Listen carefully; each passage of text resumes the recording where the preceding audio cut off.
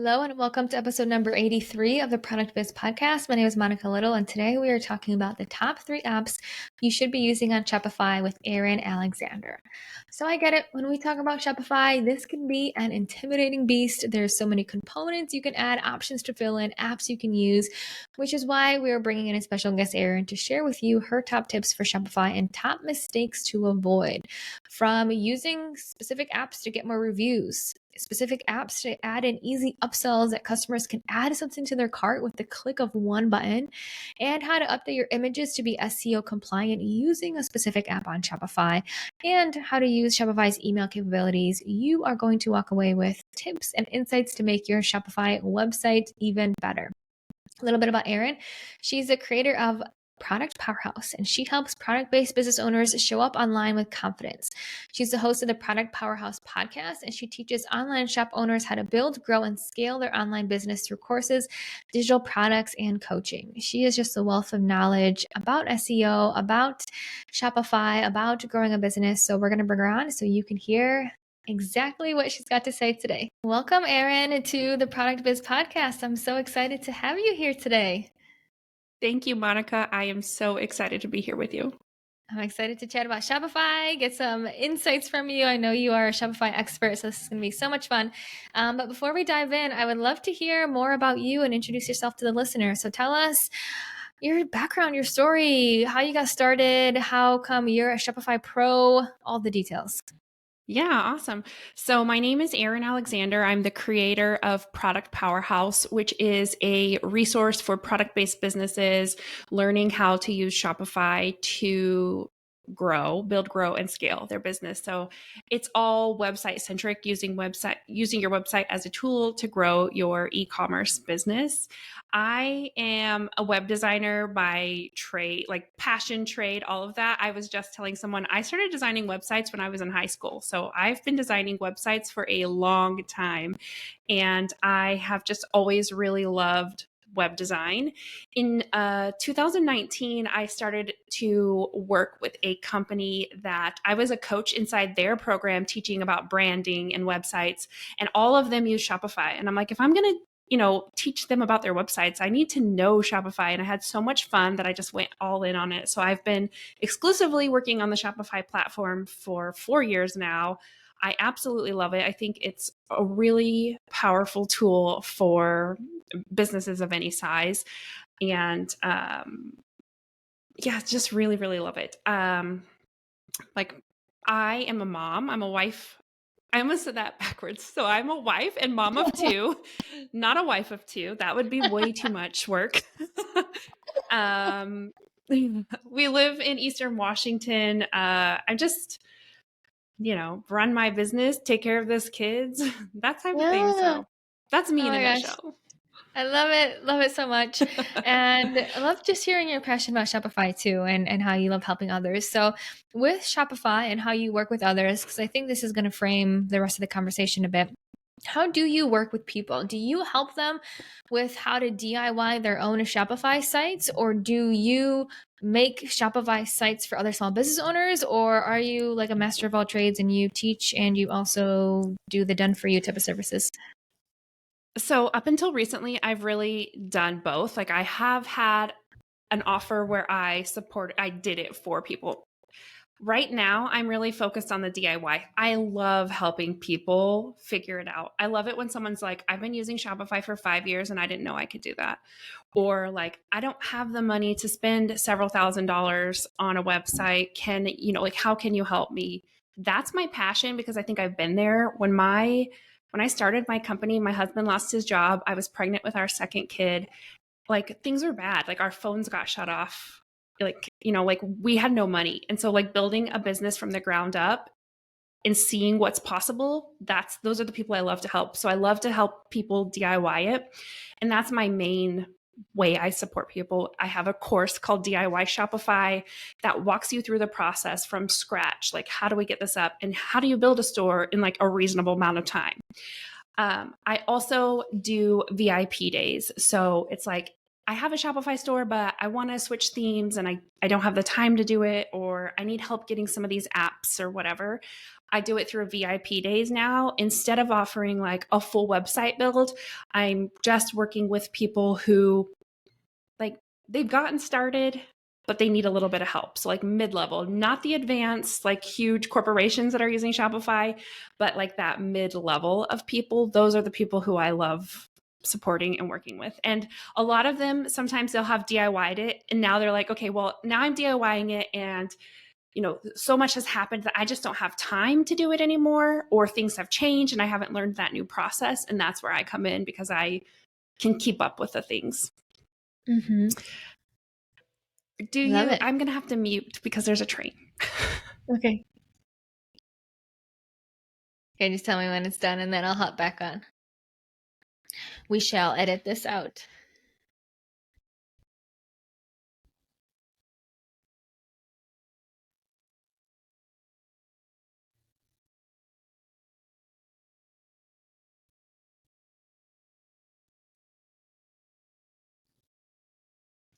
It should be okay now. Sorry. Okay, cool. Awesome. Okay, cool. And one thing that you said, Erin, that I really loved, and I want to dive into a little bit, is how you love working with people and then they come back to you and say, oh my gosh, I've been using Shopify for 5 years and I didn't know I could do that.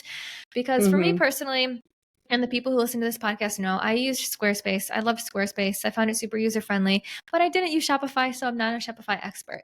So obviously Shopify is a website and you have a homepage and you have a product page and you have all your products and you have the checkout pages, and people can purchase your products. Cool. You can host a blog, you can do all the fun things. But what I really want to know from you are, what are some of those really either like low-hanging fruit, things that people miss, obvious things that you notice people don't do and they should be doing? I know this is like a super open-ended question, but what are some of the Shopify features or apps or things that you wish every single product-based business owner was using that would just help them in whatever way possible? Yes, absolutely. Okay, my number one thing is I'll be honest, I hate it when you pick a theme and then you're just like plugging in your content into like the pre-made theme layout that they gave you. A lot of people don't know that you can delete that. Like you can delete everything and start scratch. Like you pick a theme because you like the style or you like the features that it has, and then you customize it to fit your business. You don't try to fit your business into the boxes that they created for you. Scratch those boxes and start fresh. What I end up seeing so many times is people are trying to fit their business into those whatever sections that the theme developers put out there, and they don't know what goes somewhere, or so they like leave the filler content, or they leave it blank, or or it just doesn't make sense. And then they're missing really important sections that they need to have on their homepage or on a product page. So I think the number one thing is, don't try to fit your business into the theme. Kind of use that theme as a framework, and then you're going to completely customize it to fit your business. The other thing I see a lot of people doing is just leaving things blank when they don't know what to put there, like in their SEO settings or like their privacy policy, their terms and conditions. They don't know what to put there, so they just leave it blank. And Shopify does have pretty good, they have a really great actually like help center. So if you don't know what something goes or what something means, I recommend you look it up. Like use the help center to look up what something means and don't leave it blank.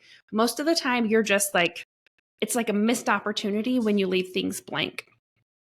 A big one, I'll tell you, a big one that people leave blank is the description for their collection. So you might have a collection, you have a collection title, and almost, I would say 75% of stores I look at leave the description of the collection blank. And that is a huge missed opportunity for getting good SEO on your product pages and people finding your collection pages. Ooh, I love it. Those are two good I think ones. the other thing, yeah. They are. No, you got another one. Let's hear it. I feel like I got one more. So the other thing that I want everyone to do is to install an app that sends out automatic requests for reviews from after someone makes a purchase. Right now, my favorite is Stamp. Nope. I changed it. Sorry.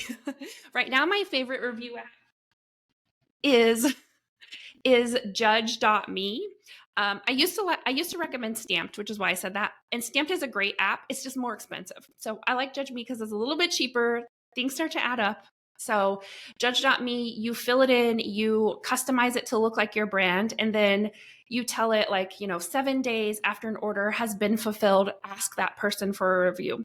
And then if you upgrade to the $15 a month plan, you can have it send out reminders, and you can really customize like what it says. And so it is worth the $15 if you want to go a little extra, but you could even use that free plan.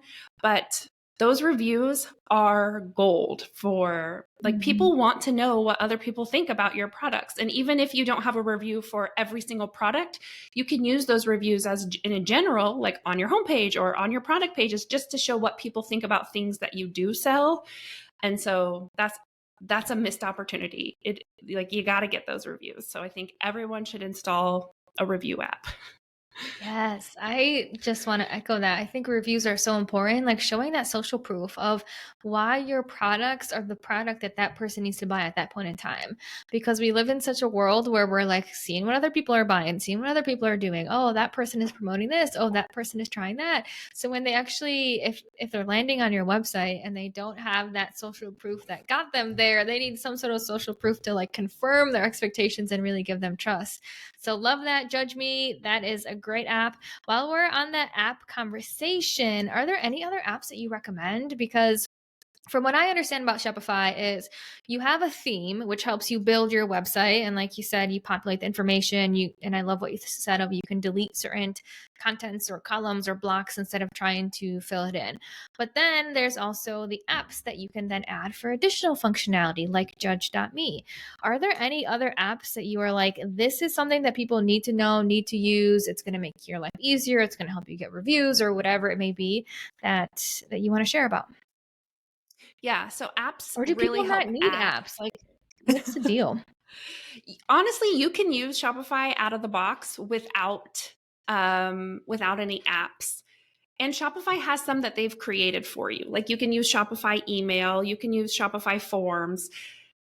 The Shopify ones tend to be a little bit limiting because they want to have relationships with app developers. Like they love that app developers have figured out ways to, really make Shopify customizable. And that's what you get with the apps. And that's what makes it really, really flexible and something that can scale with you. So yes, you're going to have apps. You don't have to have a ton of apps. You can have just a few. There are usually paid and free ones. Sometimes like a paid app will have a free option. But that's really how you get the customizable solutions. So I'll tell you some of my favorite apps. My number one favorite app that I install practically everywhere that I build is called ShopPad Infinite Options. This allows you to have like customizable products where I could say, oh, I make this t-shirt with your name on it and you're going to tell me what your name is. I have customers who use it to add gemstones to necklaces. You can use it to increase prices. I like the ShopPad one because it's also synced with your inventory. So if you have products that have inventory, you can use that also. You can have upsells. I love it as an option for upsells. Like have a little checkbox that says, would you like this gift wrapped? Or would you like to add a cleaning cloth? Or would you like to, I don't know, whatever you could do, like, would you like to add a watering can with this plant you bought? Or would you like to buy fertilizer? Like you can add anything. And it's just a little checkbox and it adds $5 to their order and it puts that in their invoice for you. So that is one of my favorite apps. Like it's just so incredible. Like you can think of anything and you could use that app for it. Goodness. Okay, so then off the top of my head, what else do I use? Let me look. I have like a store that I work Let's on a do a lot. little pull up and see Yeah. what you got. I really like the Hexstum app called Bulk Image Edit and SEO.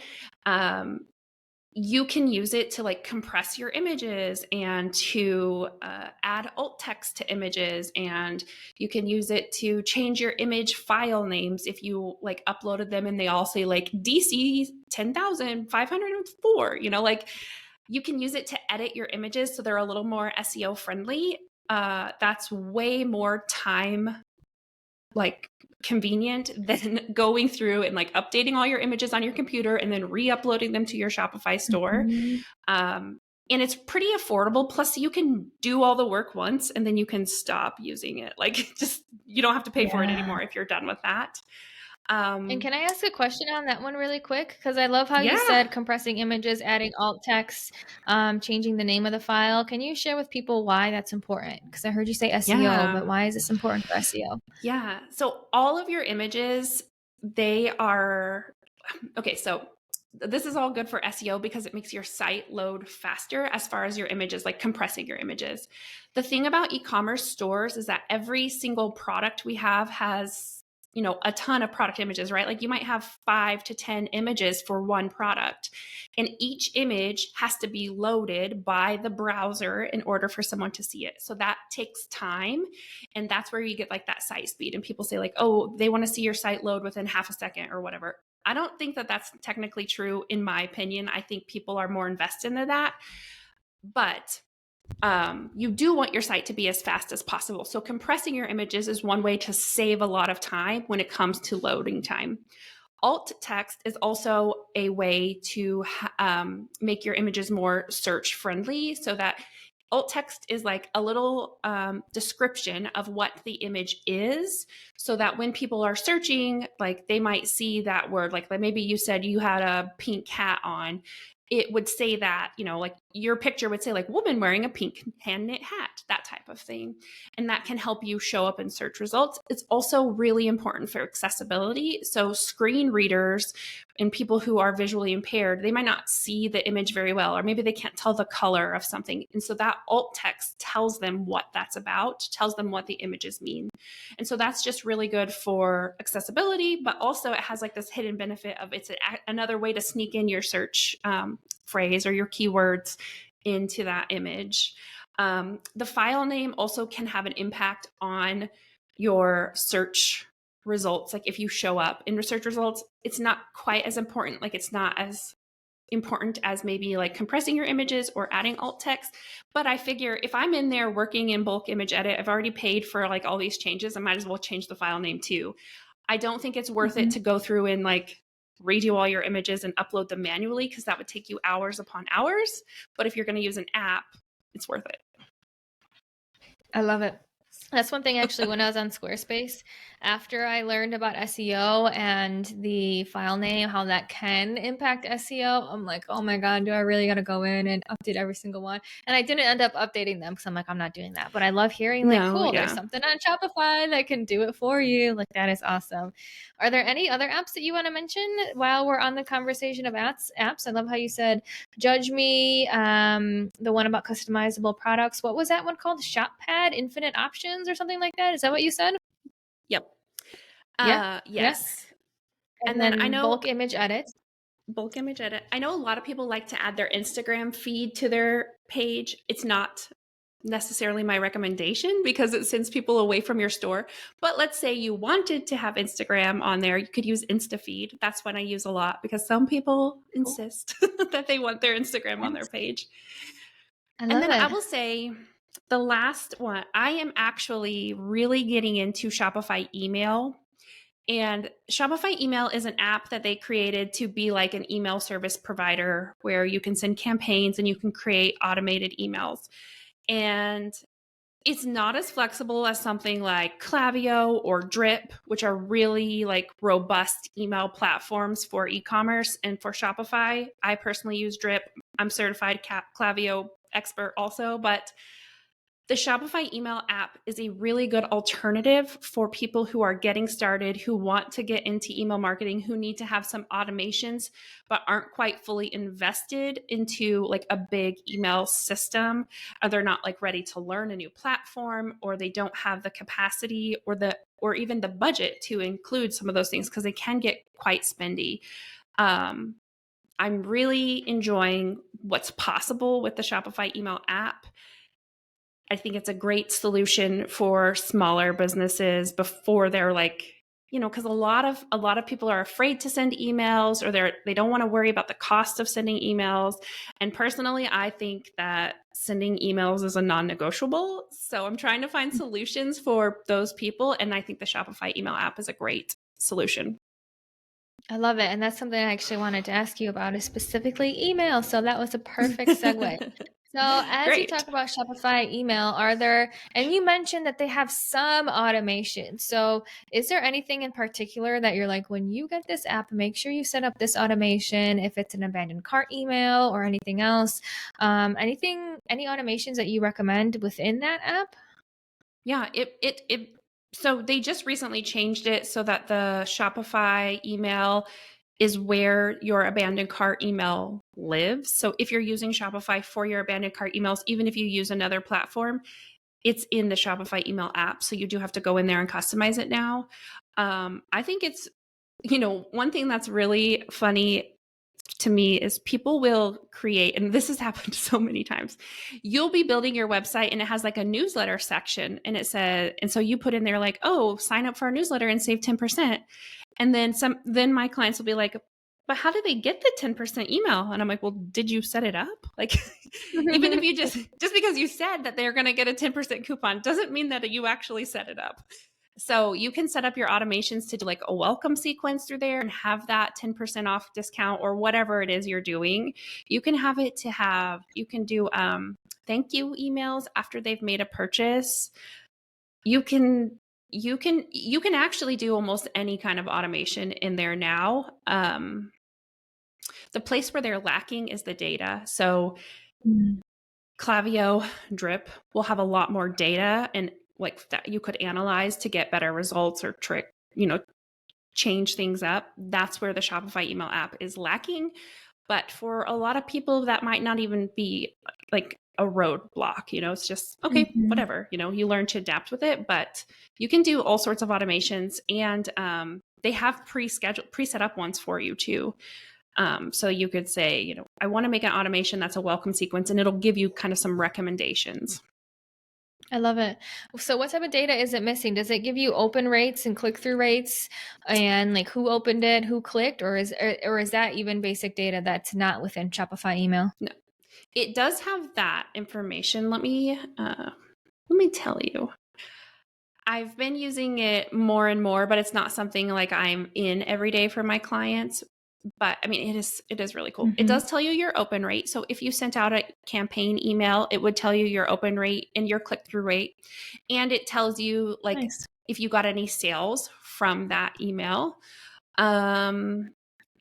If you, let's see, it does tell you, like you can even see who actually got the email from your list of, like you have a list of customers inside of Shopify. So it's linked to your customer list.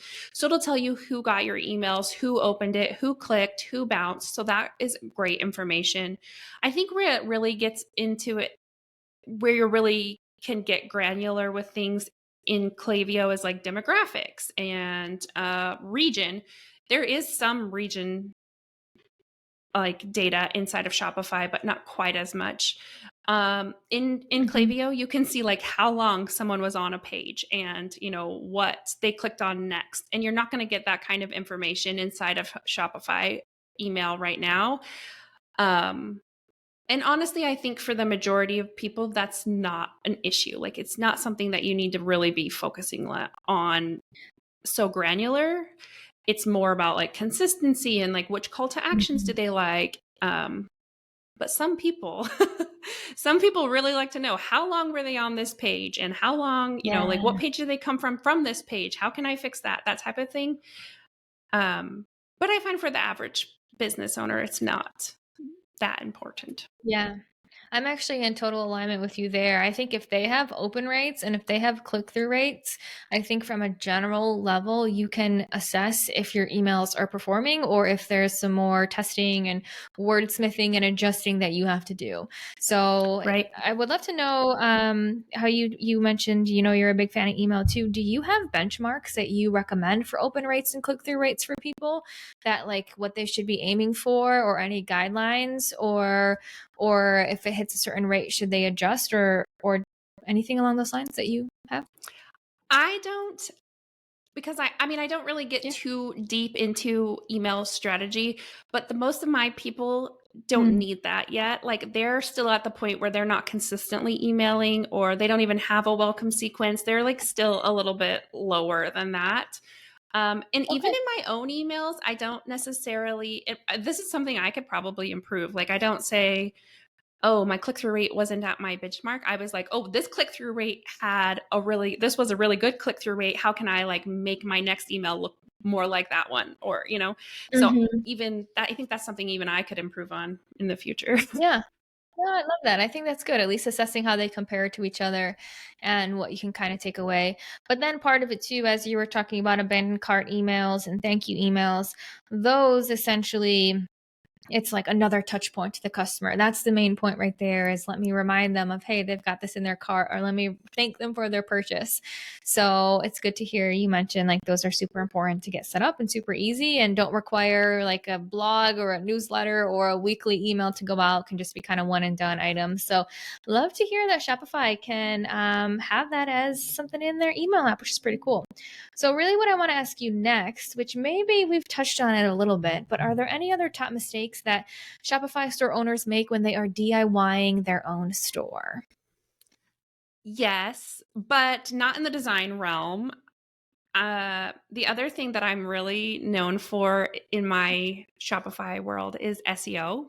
And I would say that most shops are not optimized for SEO. Like the biggest mistake I'll see is customer or shop owners are making like a product listing that has a really cute name but doesn't describe the product. Like they might have said like, oh, this is the pink opal phone case, and like we don't know what that means, like okay, it's a phone case, but what kind of phone case? Like is it Apple 14? Is it Apple, whatever?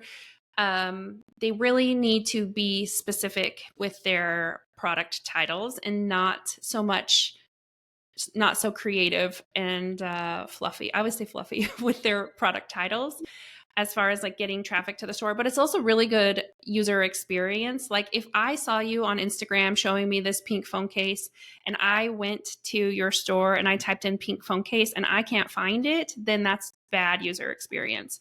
So even if I don't know the name of the product, if you've properly titled it, then I should be able to find it. So I want to so making sure that your product titles and your product descriptions are actually descriptive and not just like cute and creative, which I know is really hard for some of us, like in the handmade industry and the like artist industry. We really want things to be cute and creative, but it's not helping you get sales and it's not helping your customers find your products. So really there's no point to it. Mhm. Some people get offended when I say that, but it's accurate. There's another train. Yeah. And there's a saying that says clear is better than cute, right? So like it's better to be crystal clear with your customers than trying to come up with a cute saying. I agree with you 100%. When you talk about the description actually being descriptive, do you have any like just anything that can help people? Is it just get to the facts? Let's hear like the benefits, how to use it, the ingredients, the instructions. Let's cut through the fluff. Is there fluff that are people implementing, or what specifically on the description? Like how would you advise people on how to have a kick-ass description? Yeah, I think descriptions are really tricky for all of us because some people are telling us, oh, you need to have a story for everything. And some people are telling us you just want the facts. And Google likes you to have a certain number of words per page. And it's like, how do I come up with this many words about this description? So it's really, there's no perfect answer. I kind of like to go somewhere in the middle. I'm not going to write a 500-word description for a simple product or any product, probably. So usually I will have like one or two sentences that kind of tell the story or more, incorporate the brand, incorporate the style, whatever it is. And then I will list out some bullet points where I have the materials or the ingredients. And if you have food products, or certain types of things like skincare where you need to list deeper ingredients, you're going to have a little bit of a different, layout for your page. But I like to do somewhere in the middle where they have like bullet points and those important things so people can scan. And then I might add more if I wanted to incorporate it. So I'm working on a t-shirt shop, and we have like a couple of sentences that are really cute, really incorporate the brand and the style and still tell you what it is. Like this is a cute soft t-shirt that says this, that you could wear with jeans and leggings, to incorporate that piece of things. And then we have bullet points that says this is why you'll love it. It's 100% organic pre-shrunk cotton, whatever, it's a unisex fit. So, you can style it all these different ways, whatever the things are. And then I might add a little bit more if I really feel compelled, but I also don't feel compelled. Like if I don't, I don't. The most important thing I think is more to have consistency across your listings. So if you have bullet points in some listings and not in the others, it can be confusing for people because they might be looking for the bullet points that you had on this. Like, oh, they said this one was made of that, but they don't see them on the other listing. That's more of the problem than having a specific thing. So I like to create a template for the style of product listing. So I'll say, we write 3 sentences and then we have our 5 bullet points, or how many ever bullet points. And then maybe we need to do this.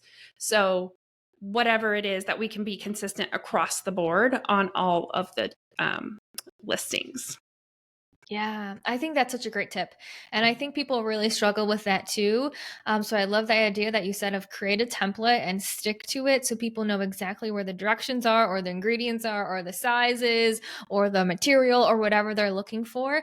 It's really interesting. I feel like that's something relatively simple, but a lot of people miss and can totally impact the customer experience exactly how you laid it out. So I love that you highlighted that, and because I completely agree that is something that we all need in our shops. Okay, anything else you want to share about SEO? Any other mistakes? Any other tips? Any other tactics before we wrap Well, I up feel like today? I also want to include in that like template is that you need to have consistency across your images. And not just like the background, the colors, or anything like that, but like the size. The biggest mistake, or like one of the sloppiest mistakes you can make on a Shopify store, is having product images that are not all the same size ratio. So some people will have vertical and then horizontal, and it makes your store look so sloppy. I recommend all of your product images are all the same size. So you could do square, you could do vertical, you could do horizontal, it doesn't matter, but you want to have those dimensions, like write them down, keep a note, make an Asana template, whatever it is, however you organize your stuff so that you know exactly what dimensions your photos need to be. It makes your site function really clean, and it looks cleaner and more professional when people are like clicking through. That's like one of my biggest pet peeves on Shopify stores. I'm like, oh, just make your images the same. Yes, clean it up. Gotta have that good user experience. I love it. Well, you shared Yes. some awesome tips with us today. Like, I loved hearing about the different apps that you recommend, the different purposes. I loved hearing your take on using Shopify email. I loved hearing the top mistakes that people make and how they can avoid them. So, thank you for sharing all of your insights and just being a wealth of knowledge on Shopify, email, SEO, all the things that we talked about today.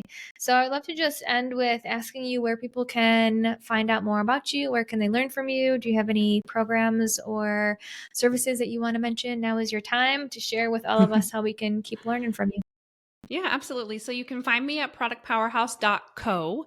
That is where you'll find all the information about like my DIY course that teaches you how to set up your Shopify store and design it like a professional.